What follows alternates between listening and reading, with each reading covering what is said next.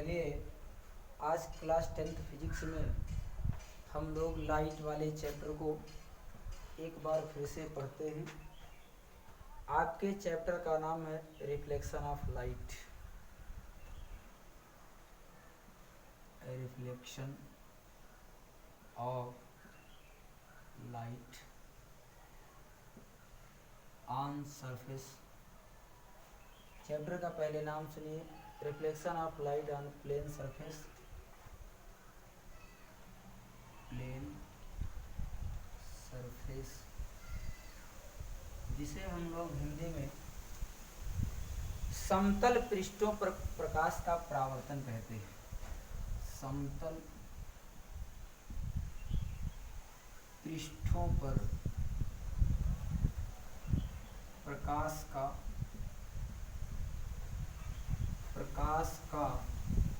परावर्तन।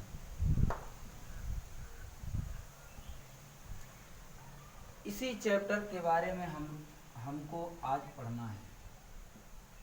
देखिए class 10th UP board के सभी छात्र इस चैप्टर पर ध्यान दें।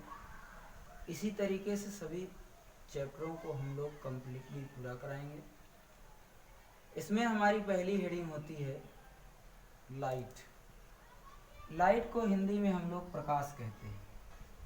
हिंदी में इसको प्रकाश कहते हैं और इंग्लिश में इसको लाइट कहते हैं। डिफिनेशन देखिए प्रकाश की, प्रकाश किसको कहते हैं।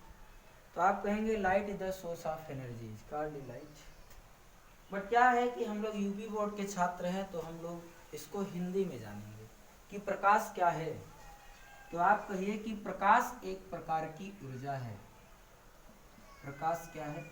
एक प्रकार की ऊर्जा है जो हमारे दृष्टि ज्ञान को जागृत करती है, जिसकी सहायता से हम वस्तुओं को आसानी से देख सकते हैं। एक बार फिर से देख लीजिए कि प्रकाश क्या है। तो प्रकाश एक प्रकार की ऊर्जा है जो हमारे दृष्टि ज्ञान को जागृत करती है, जिसकी सहायता से हम वस्तुओं को आसानी से देख सकते हैं। इसके बाद हम लोग बात करते हैं कि प्रकाश स्रोत, आखिरकार इनके स्रोत कहाँ से हैं। अगली हेडिंग है प्रकाश स्रोत। प्रकाश स्रोत अंग्रेजी में इसको बोलते हैं light source. LIGHT light. Light sources का सेंस यही होता है। लाइट सोर्स का मतलब कि प्रकाश स्रोत। प्रकाश स्रोत किसको कहते हैं? पता चल रहा है कि प्रकाश जिस स्रोत से प्राप्त किया जाता है वही प्रकाश स्रोत होगा। हम लोग कहेंगे कि प्रकाश हमें विभिन्न प्रकार के स्रोतों से प्राप्त होता है। प्रकाश हमें विभिन्न प्रकार के स्रोतों से प्राप्त होता है। जैसे आपका हो गया सन, फिर हो गया मून, तो ये एक प्रकार से नेचुरली है। सूर्य भी प्राकृतिक है और चंद्रमा भी आपका प्राकृतिक है। इसका मतलब हम लोग कैसे कहेंगे इस हेडिंग को, प्रकाश हमें विभिन्न प्रकार के स्रोतों से प्राप्त होता है। यानी सन और मून, सन मून कैसे हैं? प्राकृतिक हैं। इस नाते इसकी डिफिनेशन में हम लोग जानते हैं कि प्रकाश हमें विभिन्न प्रकार के प्राकृतिक स्रोतों से प्राप्त होते हैं, जैसे सूर्य और चंद्रमा। लेकिन बात करते हैं कि जो प्रकाश स्रोत हैं ये कितने टाइप में डिवाइड किए गए हैं। तो आप कहेंगे इसके बेसिकली हेडिंग के अनुसार ये दीज आर 2 टाइप्स, ये 2 प्रकार से डिवाइड किए हुए। किसको किसको? पहली हेडिंग आपकी आई दीप्त और दूसरी हेडिंग है आपकी आदीप्त। दोनों में इसको इंग्लिश में ल्यूमिनियस बोलते हैं। LUMINOUS। इसको हम लोग ल्यूमिनियस बोलते हैं और अगले वाले को बोलते हैं नॉन ल्यूमिनियस। LUMINOUS। इसको बोलते हैं नॉन ल्यूमिनियस। अब पढ़ क्या रहे हैं हम लोग? प्रकाश स्रोत। प्रकाश स्रोत में पहली हेडिंग है दीप्त प्रकाश स्रोत। इसका पूरा नाम दीप्त प्रकाश स्रोत है और इसका भी पूरा नाम आदीप्त प्रकाश स्रोत है। कैसे जाने कि दीप्त प्रकाश स्रोत हम किसको कहते हैं? तो इसके सामने आप लोग लिख लीजिए कि स्वयं प्रकाश उत्पन्न करता है। स्वयं प्रकाश, और इसके सामने लिख लिया जाए, पहले इसको देखा जाए कि दीप्त किसे कहते हैं। तो आप पढ़ रहे हैं प्रकाश स्रोत, यानी वह प्रकाश स्रोत जो प्रकाश को स्वयं उत्पन्न करते हैं, दीप्त प्रकाश स्रोत कहलाते हैं। ध्यान दीजिए, आप कहेंगे कि वह प्रकाश स्रोत जो स्वयं प्रकाश उत्पन्न करते हैं, दीप्त प्रकाश स्रोत कहलाते हैं।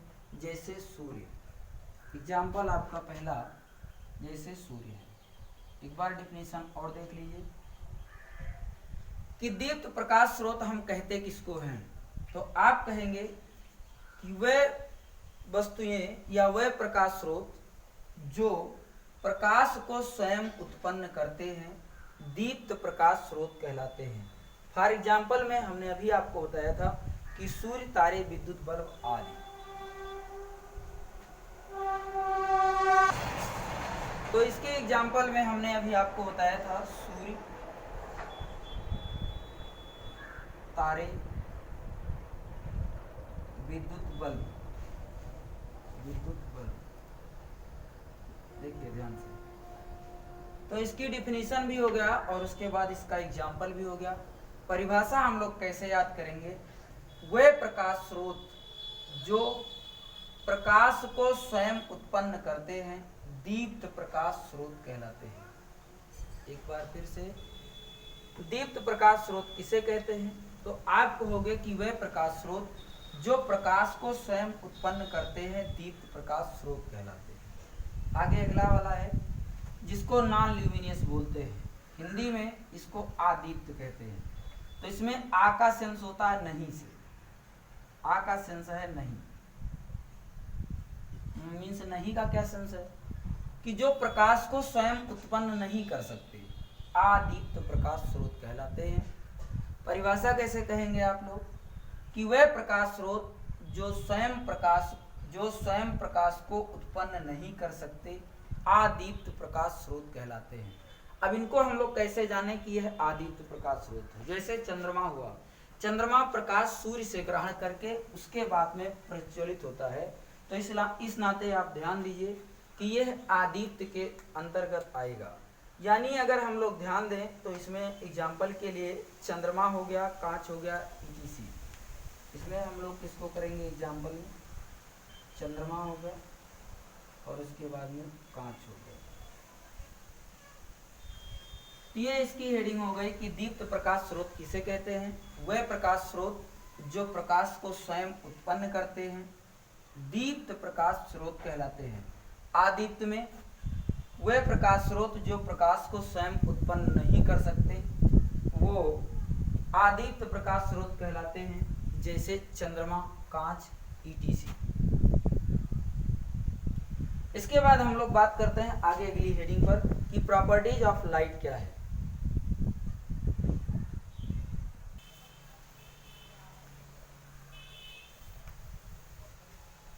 इसके बाद आगे अगली हेडिंग है आपकी प्रॉपर्टीज ऑफ लाइट, प्रकाश के गुण।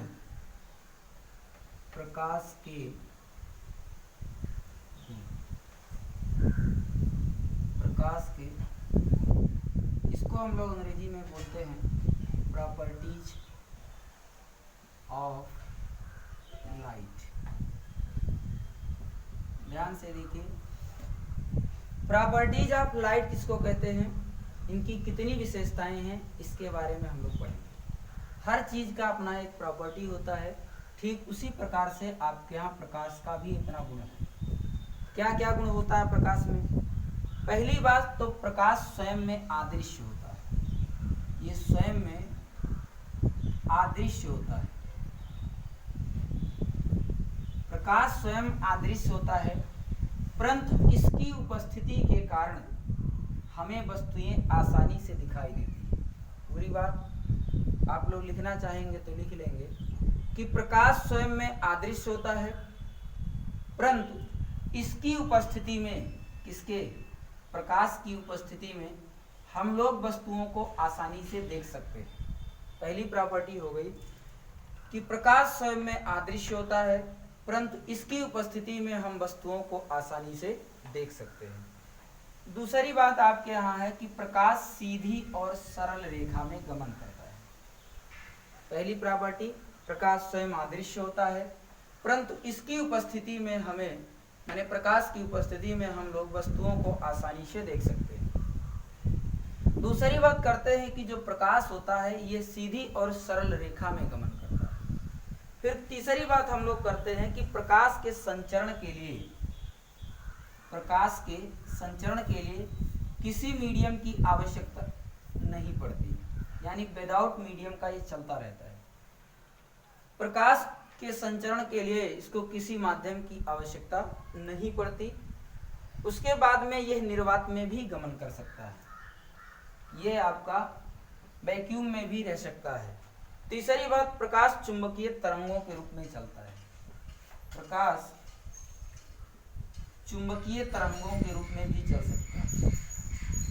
प्रकाश चुंबकीय तरंगों के रूप में भी चलता है। ध्यान रहे आपको कि प्रकाश चुंबकीय तरंगों के रूप में गमन करता है।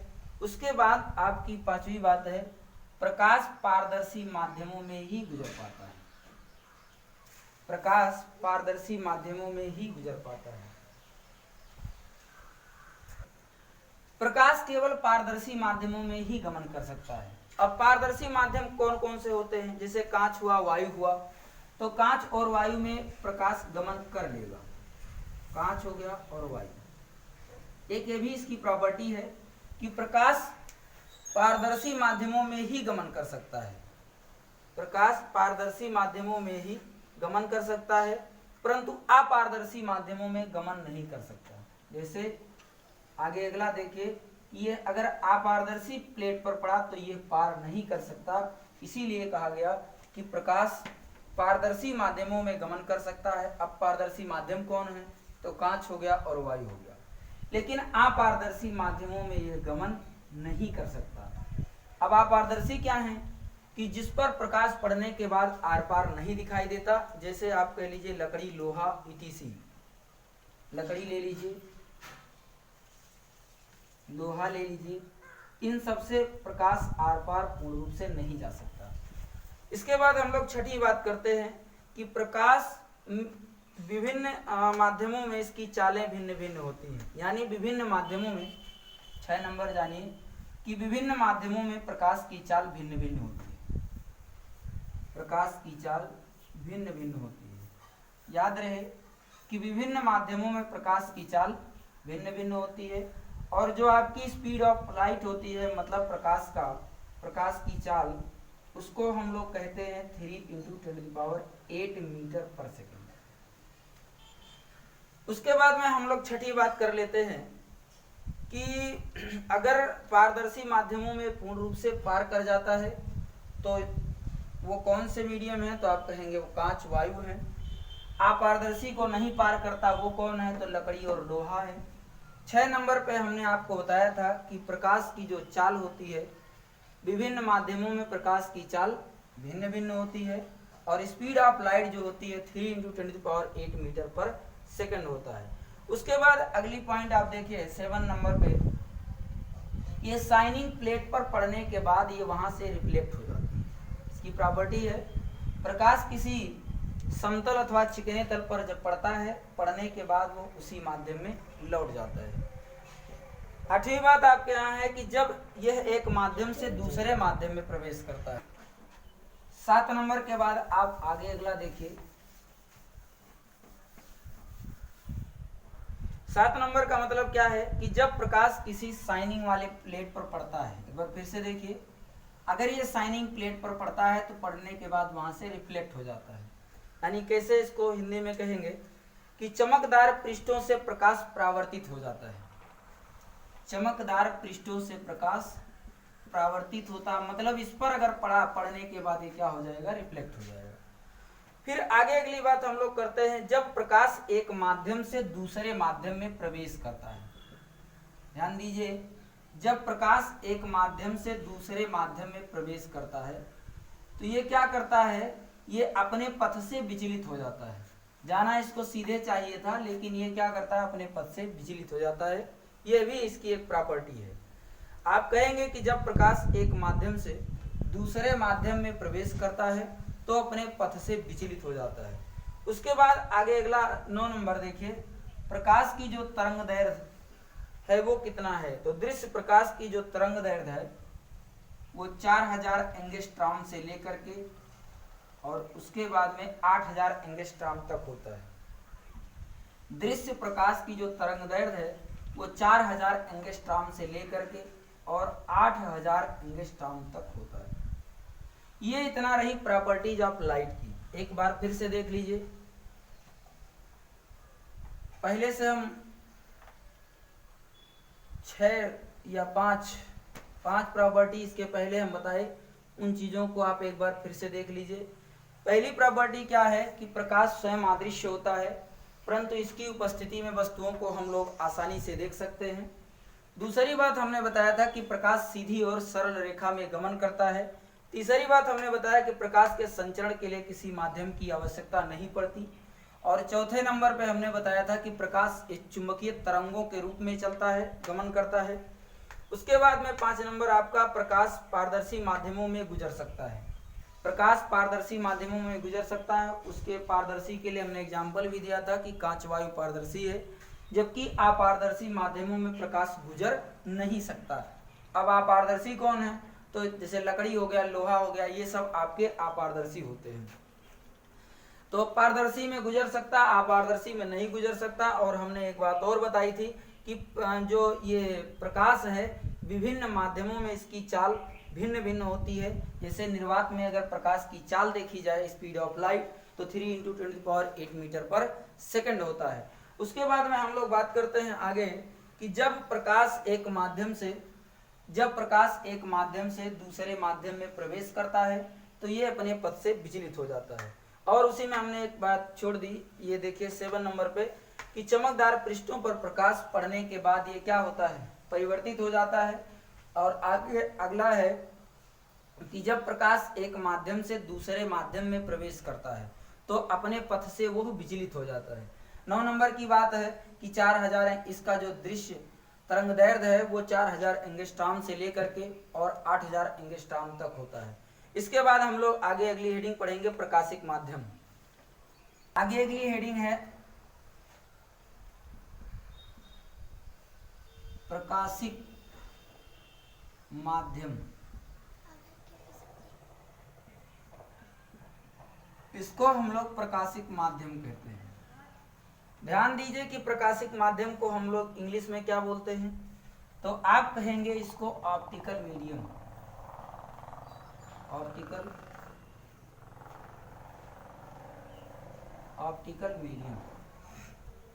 ऑप्टिकल मीडियम को हम लोग हिंदी में प्रकाशिक माध्यम कहते हैं।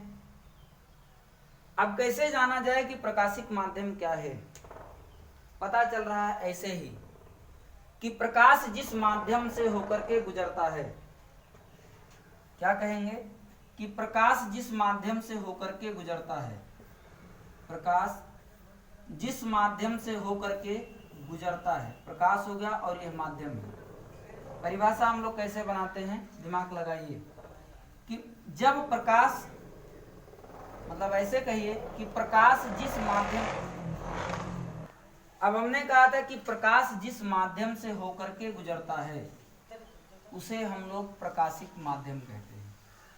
एक बार फिर से सुन लीजिए कि ऑप्टिकल मीडियम किसको कहते हैं? प्रकाशिक माध्यम। तो आप कहोगे कि प्रकाश जिन माध्यमों से होकर के, क्या कहोगे?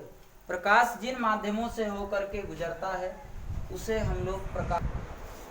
तो अभी हमने आपको बताया कि प्रकाश जिन माध्यमों से होकर के गुजरता है उन्हें हम लोग प्रकाशिक माध्यम कहते हैं।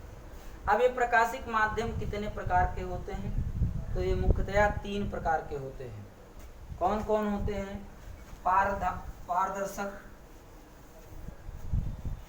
पारभाषक और अपारदर्शक। पहला है पारदर्शक।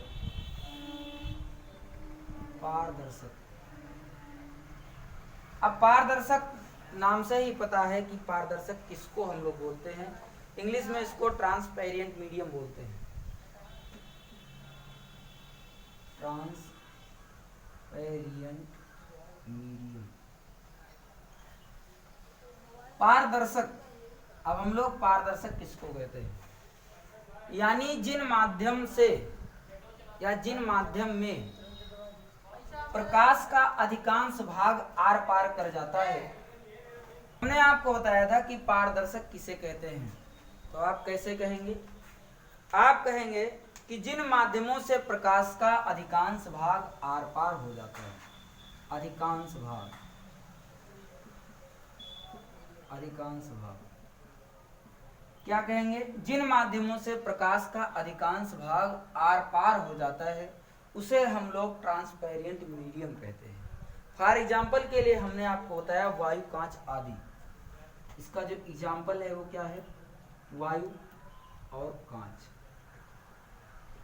पारदर्शक का मतलब ही कि जिसमें प्रकाश आर पार हो गया, इसको पारदर्शक। डिफिनीशन कैसे हम लोग बोलेंगे? तो हम लोग कहेंगे कि जिन माध्यमों से प्रकाश का अधिकांश भाग आर पार हो जाता है उसे हम लोग पारदर्शक माध्यम बोलते हैं। फॉर एग्जाम्पल में वायु, कांच, ईटीसी, ये हो गया पहला आपका। उसके बाद हम लोग आगे अगला वाला पारभासक, पारभासक का नाम देते हैं।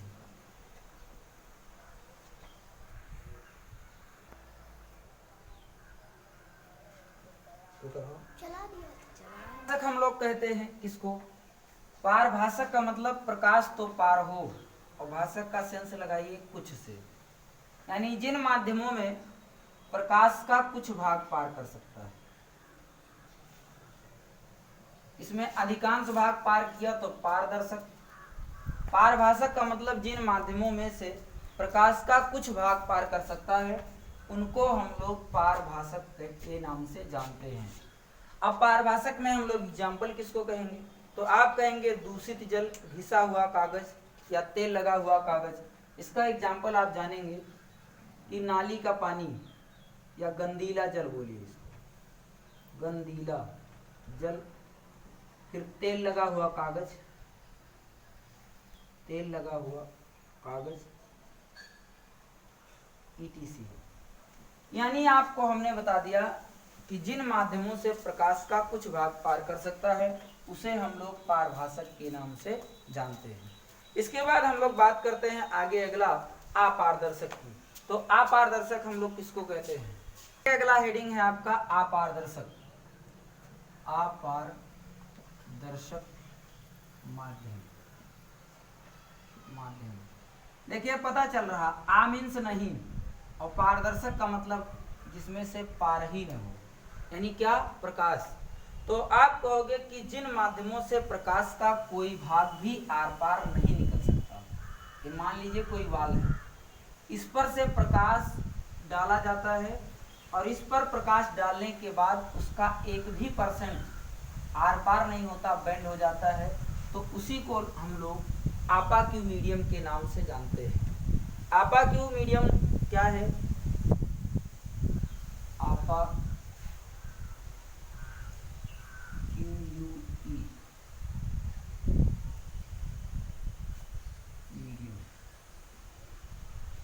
इसको इंग्लिश में आपाक्यू मीडियम के नाम से जानते हैं। आपाक्यू का सेंस यही है कि अपारदर्शक। आ माने नहीं, पारदर्शक माने होता है कि जिसमें से प्रकाश पार ही न हो। अर्थात आप कहोगे कि जिन माध्यमों में प्रकाश का कुछ भाग भी नहीं पार कर सकता उसको हम लोग अपारदर्शक माध्यम के नाम से जानते हैं। यानी जिन माध्यमों से प्रकाश का कुछ भाग भी पार नहीं कर सकता उसे हम लोग अपारदर्शक माध्यम कहते हैं। अब अपारदर्शक माध्यम में एग्जाम्पल क्या बताओगे? फिर वही पुरानी बात, लकड़ी, लोहा इत्यादि। लकड़ी, लोहा इत्यादि। तो ये आपकी जो प्रॉपर्टीज ऑफ लाइट के बाद आपका अगला हेडिंग जो बना था प्रकाशिक माध्यम, ये समाप्त हो गया। इसके बाद हम लोग अगला हेडिंग पढ़ेंगे प्रकाश किरण। हेडिंग है प्रकाश किरण। प्रकाश किरण, प्रकाश किरण को हम लोग इंग्लिश में लाइट रे के नाम से जानते हैं। लाइट रे, LIGHT, लाइट रे। अब प्रकाश किरण क्या है? डिफिनीशन। तो प्रकाश किरण हम लोग किसे कहते हैं? जब प्रकाश किसी पारदर्शी माध्यम में गमन करता है। जब प्रकाश किसी पारदर्शी माध्यम में सरल रेखा में गति करता है। तो हमने कहा कि जब प्रकाश किसी पारदर्शी माध्यम में सरल रेखा में गति करता है, प्रकाश किसी पारदर्शी माध्यम में सरल रेखा में गति करता है, तब प्रकाश के पथ को, इसी प्रकाश के पथ को हम लोग प्रकाश किरण के नाम से जानते हैं। एक बार फिर से, कि जब प्रकाश किसी पारदर्शी माध्यम में, जब प्रकाश किसी पारदर्शी माध्यम में सरल रेखा में गति करता है, तो प्रकाश के गमन वाले इस पथ को प्रकाश की किरण कहते हैं।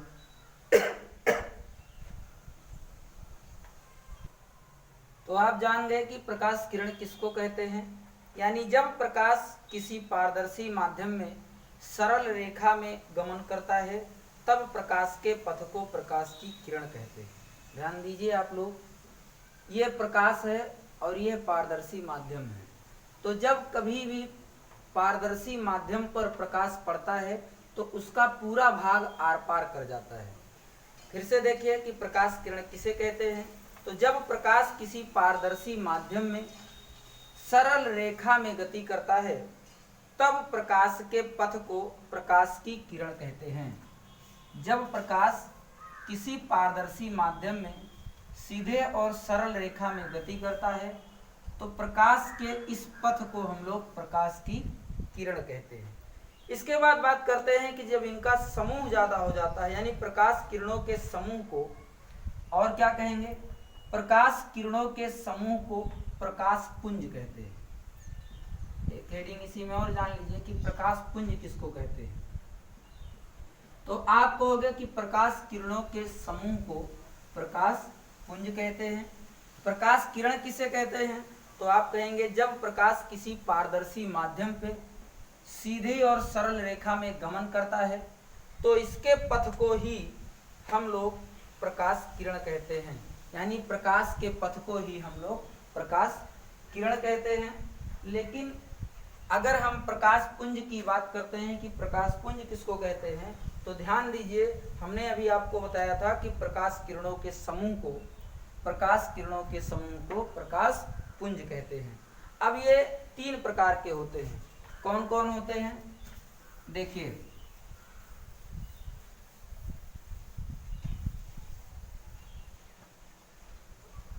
प्रकाश की जो किरण है ये 3 प्रकार से होती है। तीनों को हम लोग समझते हैं। पहले एक को देखिए। पहला जो प्रकाश किरण है उसको हम लोग अभिसारी प्रकाश पुंज कहते हैं। अभिसारी प्रकाश पुंज, अभिसारी प्रकाश पुंज। अभिसारी प्रकाश पुंज को इंग्लिश में कन्वर्जेंट बीम ऑफ लाइट बोलते हैं।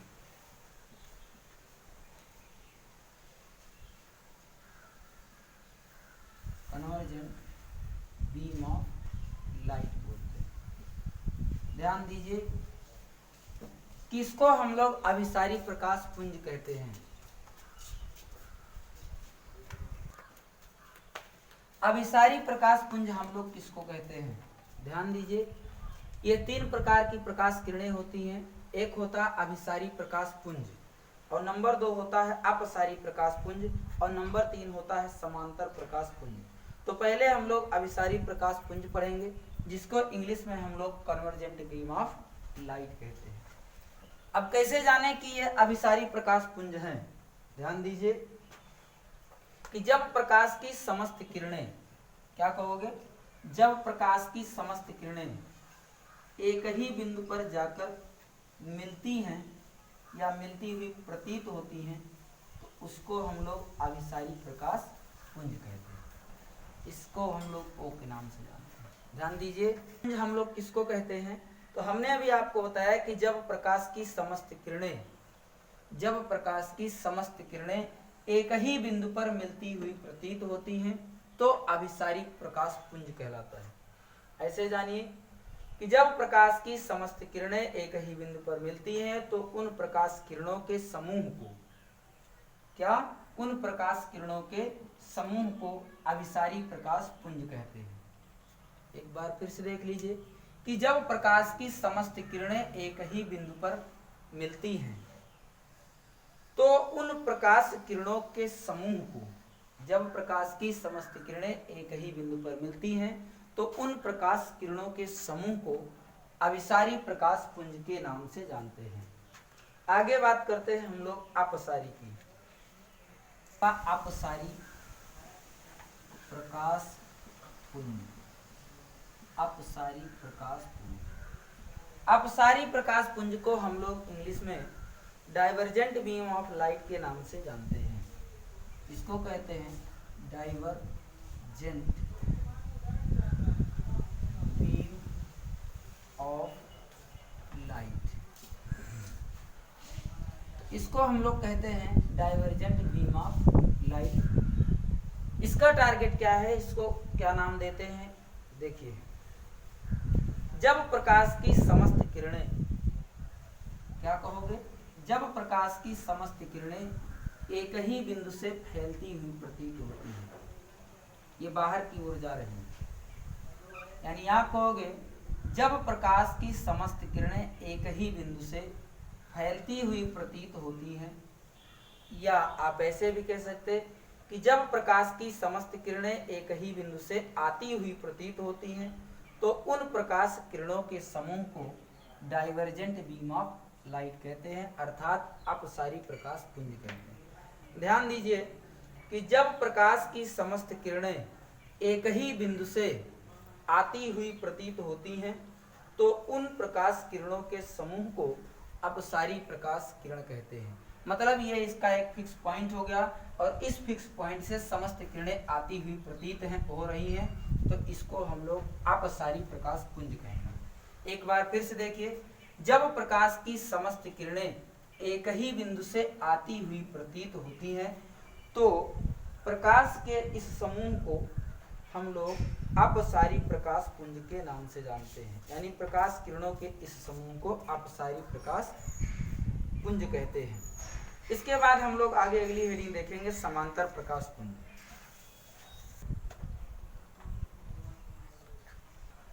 आगे अगला है आपका समांतर प्रकाश पुंज। ये तीसरा नंबर है, वो दूसरा था, उसके पहले एक नंबर और ये तीसरा नंबर है। समांतर प्रकाश पुंज हम लोग किसको कहते हैं, ध्यान से देखिए, इसको हम लोग अंग्रेजी में पैरेलल बीम ऑफ लाइट बोलते हैं। पैरेलल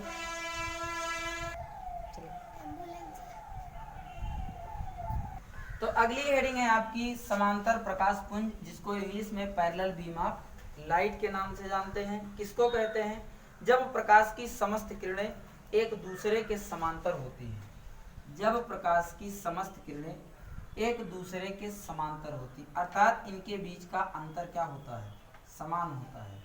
ध्यान दीजिए कि जब प्रकाश की किरणें एक दूसरे के समांतर होती हैं तो प्रकाश किरणों के समूह को, तो इन प्रकाश किरणों के समूह को समांतर प्रकाश पुंज के नाम से जानते हैं, अर्थात समांतर प्रकाश पुंज कहते हैं। एक बार फिर से देख लीजिए, जब प्रकाश की समस्त किरणें एक दूसरे के समांतर होती हैं, जब प्रकाश की समस्त किरणें एक दूसरे के समांतर होती हैं तो इन प्रकाश किरणों के समूह को समांतर प्रकाश पुंज कहते हैं। इसके बाद हम लोग बात करते हैं आगे अगली हेडिंग की, प्रकाश का परावर्तन। हम लोग आगे पढ़ते हैं प्रकाश का परावर्तन। प्रकाश का परावर्तन, प्रकाश के परावर्तन को इंग्लिश में हम लोग रिफ्लेक्शन ऑफ लाइट कहते हैं।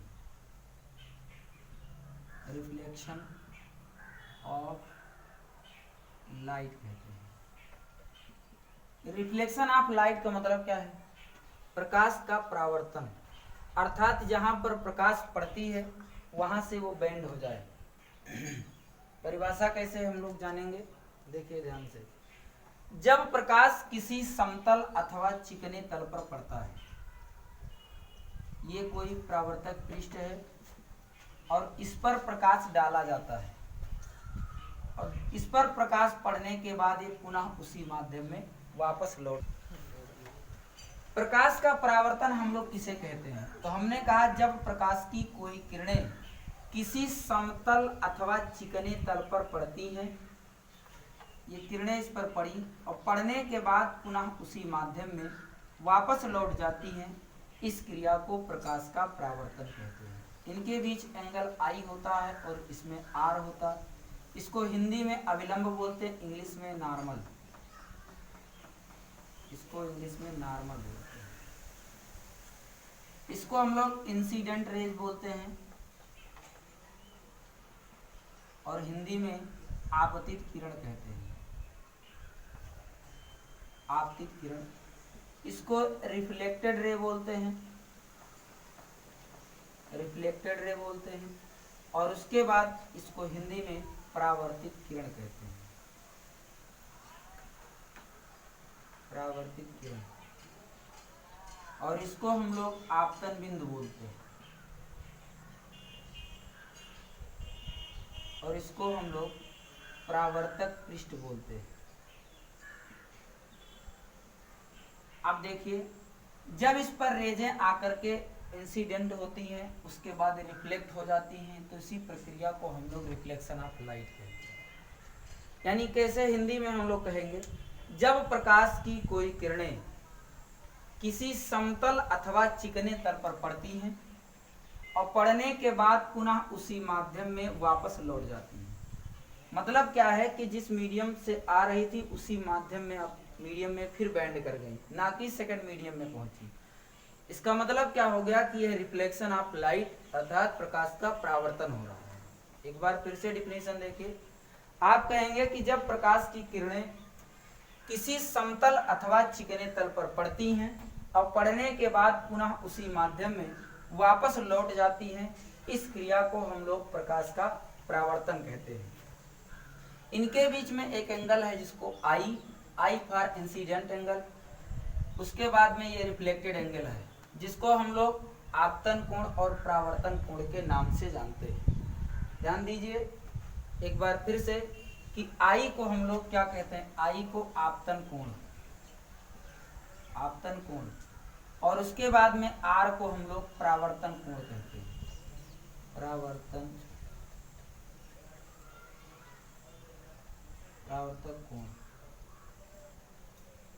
अब देखिए, जब प्रकाश की किरणें किसी समतल अथवा चिकने तल पर पड़ती हैं, पड़ने के बाद पुनः उसी माध्यम में वापस लौट जाती हैं, इस क्रिया को हम लोग प्रकाश का परावर्तन कहते हैं। तो एक बार फिर से देख लीजिए, यानी जब आप कहेंगे जब प्रकाश की किरणें किसी समतल अथवा चिकने तल पर पड़ती हैं और पड़ने के बाद पुनः उसी माध्यम में वापस लौट जाती हैं, इस क्रिया को प्रकाश का परावर्तन कहते हैं। इसको हम लोग आपतन कोण कहते हैं और इसको क्या कहते हैं, परावर्तन कोण। यहाँ ना लिखिए, परावर्तक नहीं, आपतन कोण इसको कहते हैं और परावर्तक कोण इसको कहते हैं। अब आपतन कोण को इंग्लिश में हम लोग क्या कहते हैं, तो इसको भी आप लोग ध्यान से देख लीजिए, एंगल ऑफ इंसिडेंस कहते हैं। आपतन कोण को अंग्रेजी में हम लोग, आपतन कोण को इंग्लिश में हम लोग क्या कहते हैं, एंगल ऑफ इंसिडेंस, इंसिडेंस, इसको आपतन कोण कहते हैं और दूसरे वाले को परावर्तन कोण कहते हैं। पहला वाला आपतन हो गया तो दूसरा वाला क्या है, परावर्तन कोण का नहीं ना, परावर्तन कोण। परावर्तन कोण को हम लोग अंग्रेजी में क्या कहेंगे, इसको एंगल ऑफ इंसिडेंस मींस इसको आई से रिप्रेजेंट करेंगे और अगली बार angle of reflection, angle of reflection, तो इसको हम लोग परावर्तन कोण कहेंगे। परिभाषा आप लोग याद कर लेंगे। उम्मीद करते हैं कि जब प्रकाश की कोई किरणें किसी समतल अथवा चिकने तल पर पड़ती हैं और पड़ने के बाद पुनः उसी माध्यम में वापस लौट जाती हैं, इस क्रिया को हम लोग प्रकाश का परावर्तन कहते हैं। ध्यान से देखिए, इनके दो नियम होते हैं जो इस प्रकार हैं। कौन कौन, इनके रूल भी हैं, रूल को आप लोग ध्यान से देखिए। आप कहेंगे आपतित किरण, इसका क्या नाम है? आपतित किरण। परावर्तित किरण, आपतन बिंदु पर खींचा गया अभिलंब, तीनों एक तल में होता है। एक बार फिर से ध्यान दीजिए कि आपतित किरण, ध्यान दीजिए आप लोग, इसको हिंदी में ही कर देते हैं जिससे जगह मिले, आपको दिखाई दे सही से। देखिए